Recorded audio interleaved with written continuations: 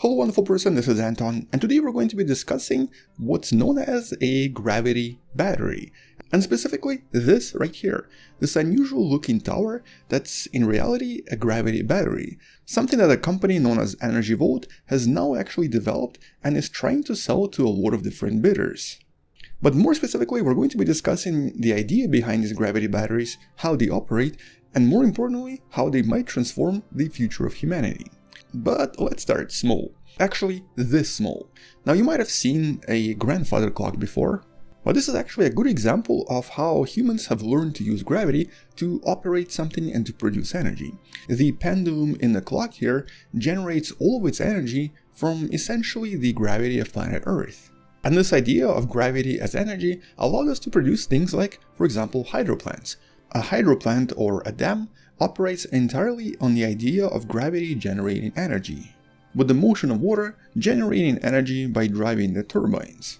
And not so long ago, I actually went on a kind of a tour trying to explore different ways energy is generated here in South Korea, because I actually wanted to make a video about all of this. Unfortunately, COVID happened, and so a lot of these plants are currently off limits.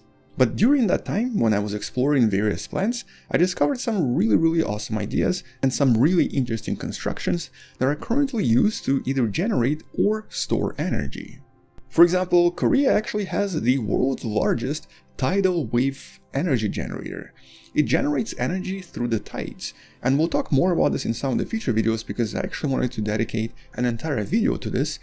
But by basically using the tides to control the flow of water, it's possible to generate a lot of energy in the same way that it's usually done in a hydroplant or a dam.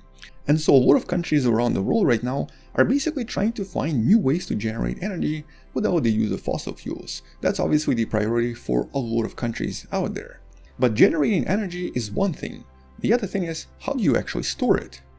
And storing energy, especially renewable energy, is a completely different problem that currently does not have a very good solution.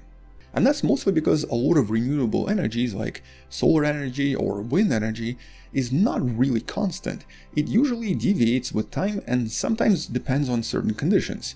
For example, solar energy obviously does not work at night. And so the only way to make this work is to collect a lot of energy during the day and then store a lot of energy for the nighttime so that it can also be used at night. But this obviously requires a lot of batteries and an extremely efficient way of storing all of this. Chemical batteries unfortunately are not good enough, especially in certain climates such as in extremely hot climates or extremely cold climates where chemical batteries usually discharge very quickly. And so during my mini tour of different power plants, including nuclear power plants, I've got to talk to some experts who actually told me how a lot of this works. And it's really interesting how most of the countries solve this problem. They usually rely on gravity for providing extra battery storage. And specifically, they normally use sort of like the reverse of what a typical hydro plant is. It's known as PSH, pumped storage hydroelectricity. And the idea is really simple. During daytime, for example, you use all of this extra energy to drive a lot of water uphill and then store it in some sort of a reservoir on top. Normally this is done with some sort of a mountain and some sort of a reservoir on top of the mountain, with different countries using different techniques. For example, here's a picture of a pumped storage plant in Lithuania that essentially stores extra water right here in this reservoir and will then release the water when the energy is required. And here's another one from Wales. This has a very funky Welsh name that I don't think I'm going to try to pronounce. And so once all of this water is collected somewhere on top, at night the flow reverses and all of this water can now generate extra electricity needed. And so today this is the most widely used gravity battery, often used in conjunction with a lot of renewable energy, usually massive solar power plants, but sometimes also wind power plants or a lot of other power plants that require additional energy storage. And generally speaking, a lot of these batteries are designed to work for at least 12 hours without stopping, so basically they have enough energy for approximately half a day. And today there are quite a lot of them out there. Approximately a third of them are in the United States, with a total storage capacity of US alone being approximately 250 gigawatt hours. That's a lot of energy. But there's another country that has even more of them, and that's Switzerland. And the reason why it's Switzerland basically explains the problem with this type of energy, or this type of energy storage. The type of a gravity generator that we're talking about here requires mountains, and it requires a lot of water. Without mountains and water, it would be extremely difficult to produce an efficient gravity battery, or at least a PSH, a pump storage hydroelectricity. And so most countries with mountains and water usually have no problem producing these, which is why there are quite a lot of them in South Korea, a lot of them in America, and quite a lot of them in Switzerland. But if a country is more or less flat, or if it's a desert, it becomes kind of impossible to produce this simply because there are just no resources, and it will be way more expensive to produce this than even a chemical type of battery. And by the way, fun fact, but the first one of these batteries was originally produced in Switzerland as well, back in 1907. So this is a super old technology. And so anyway, how do you solve this? If a country has no mountains and no water, something else has to be used. And that's where these two new startups decided to solve this problem by producing something quite brilliant actually. And the first startup is Energy Vault, and this is what their battery looks like. And even though it might not look like a battery, it actually can store quite a lot of energy, even more than some of these hydroelectric ones. And the design itself, despite being kind of ugly, is modifiable and will most likely change in time.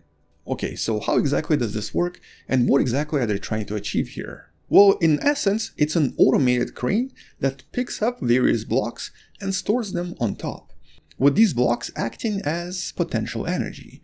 And so as extra energy is generated by the wind turbines or by solar power plants, all of this is stored and eventually deposited right on top of the crane itself. Then, during the nighttime, for example, or when there's no wind, it starts doing the opposite. It starts to slowly bring all of these blocks down and thus generates energy simply through the action of gravity pulling on all of these blocks. And the way that all of this is designed right now, it's entirely automated and runs with almost no supervision whatsoever. And so instead of using water, it uses either concrete or even some sort of a recycled heavy material. And interestingly enough, it's able to store quite a lot of energy, and it's also able to produce quite a lot of energy when it needs to be produced.